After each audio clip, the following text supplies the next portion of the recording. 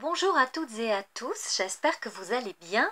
J'avais promis que l'on se retrouverait après la saison touristique et me voici, nous sommes le 1er septembre pour reprendre notre petite série de chroniques sur l'histoire de l'Angleterre et particulièrement des Tudors. J'espère que vous avez passé un bon été, que certains et certaines ont pu se reposer et avoir des vacances. De notre côté, nous avons bien accueilli nos touristes et maintenant, nous pouvons de nouveau reprendre des activités personnelles plus intenses comme celle de la rédaction et de la préparation de ces chroniques.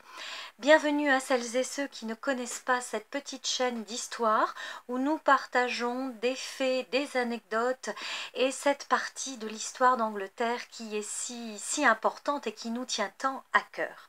Alors pour celles et ceux qui n'auraient pas vu les vidéos précédentes, si vous êtes intéressés par l'histoire d'Angleterre, je vous invite à revenir sous cette vidéo et à cliquer sur les vidéos précédentes. Il y en a à peu près une centaine qui ont déjà été réalisées depuis un certain temps maintenant.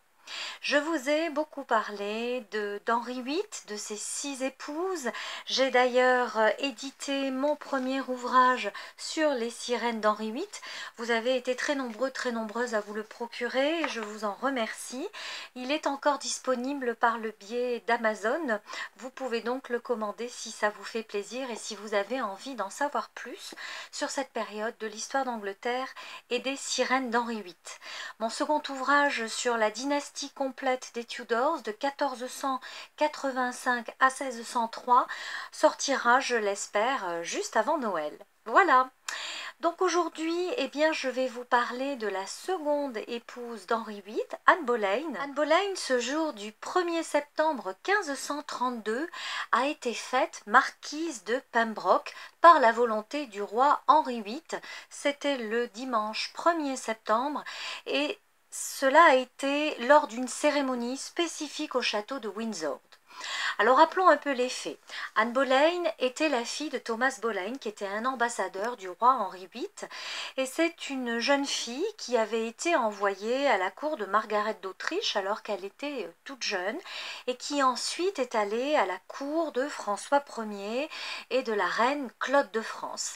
Elle a été rappelée en Angleterre en 1522 et c'est à partir de 1527 que le roi Henri VIII a commencé à s'intéresser à elle. Il était donc marié avec la reine Catherine d'Aragon, l'infante d'Espagne, la fille des grands rois catholiques Isabelle de Castille et Ferdinand d'Aragon. Mais Catherine, malheureusement, sur 6 grossesses, n'avait pu délivrer qu'un seul enfant vivant et en bonne santé, la princesse Marie qui allait devenir Marie Ière, reine d'Angleterre. Donc le temps avait passé et vraiment Henri VIII souhaitait un héritier mâle et il voulait absolument qu'un garçon puisse prolonger cette dynastie Tudor qui avait été créée par son père Henri VII. Henri VII, en quelques mots, avait vaincu le roi Richard III d'York sur le champ de bataille de Bosworth le 22 août 1485. Donc c'était une jeune dynastie et vraiment Henri VIII pensait qu'il lui fallait un héritier mâle pour poursuivre et pour asseoir l'importance des Tudors. Donc dès 1527, Henri VIII commence à s'intéresser à Anne Boleyn, qui était la fille de Thomas Boleyn et d'Elizabeth Howard, la fille du duc de Norfolk. Et Anne Boleyn a refusé le titre de maîtresse royale, elle a refusé de se donner au roi. Pour elle, c'était le mariage ou rien. Donc c'était bien embêtant au départ pour Henri VIII parce qu'effectivement Anne Boleyn aurait pu être une maîtresse comme il en avait eu précédemment. On prétend qu'il avait eu une relation avec Marie Boleyn, la sœur aînée d'Anne. Toutefois, je tiens quand même à préciser que nous n'avons aucune preuve historique sur cette prétendue relation.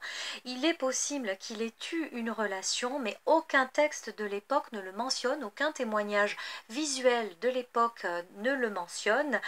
C'est peut-être une invention de la fiction de tous les films que nous pouvons voir sur les Tudors, sur Deux sœurs pour un roi, tout un tas d'éléments qui ont été créés par les romanciers, notamment par Philippa Gregory, que j'aime beaucoup, mais qui a pu, par ses écrits, faire en sorte que certaines personnes aient une vision faussée de la réalité de l'histoire. Donc peut-être que Marie Boleyn a été à un moment donné la maîtresse d'Henri VIII, mais personne ne peut l'attester, il n'y a aucune preuve historique écrite. Donc comme je vous le dis souvent dans mes vidéos, il faut faire attention à ce que l'on véhicule.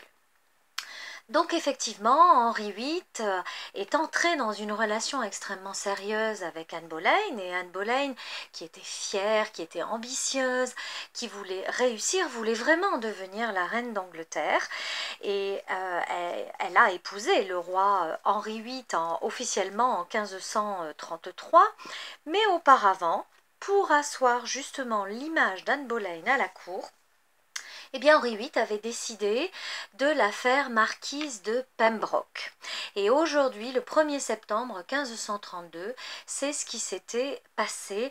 Anne Boleyn reçut de plein droit le titre de marquise de Pembroke. Alors c'était vraiment un titre extrêmement important parce que c'est au château de Pembroke que le père d'Henri VIII était né, donc Henri VII. Et c'est aussi un titre que l'oncle d'Henri VII, donc Jasper Tudor, avait obtenu comte de Pembroke. Donc le lieu était vraiment très important.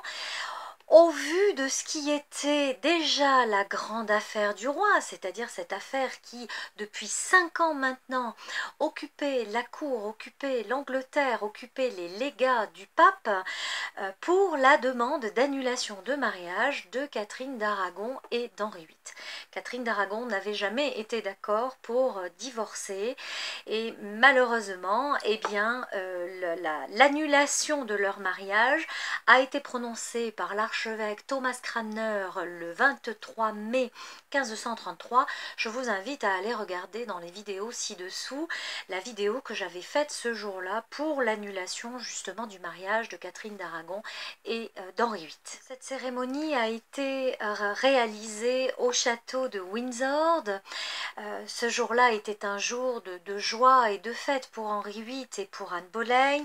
Elle était magnifiquement parée, elle était magnifiquement vêtue, déjà comme si elle avait été reine.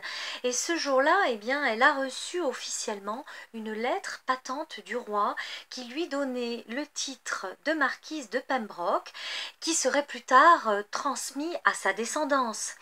Et ensuite, après lui avoir donné cette lettre patente, le roi Henri VIII déposa la couronne marquisale sur la tête d'Anne Boleyn, qui reçut également 1000 livres par an, ce qui était une somme absolument considérable pour l'époque. Alors cette lettre patente existe toujours aujourd'hui dans les archives de la British Library, la Bibliothèque nationale de Londres. Elle est absolument magnifique, elle est écrite en lettres gothiques, bleu, rouge et or, sur un parchemin qui a coûté à l'époque 18 shillings, ce qui était l'équivalent d'un mois de travail pour un artisan à l'époque. Donc ce jour-là, 1er septembre 1532, jour de joie, jour de fête pour Anne Boleyn qui devenait marquise de Pembroke. Voilà, je vous dis donc à très bientôt pour une prochaine chronique et n'hésitez pas à vous procurer le livre des sirènes d'Henri VIII si vous avez envie d'en savoir un peu plus sur ses 6 épouses. À très bientôt.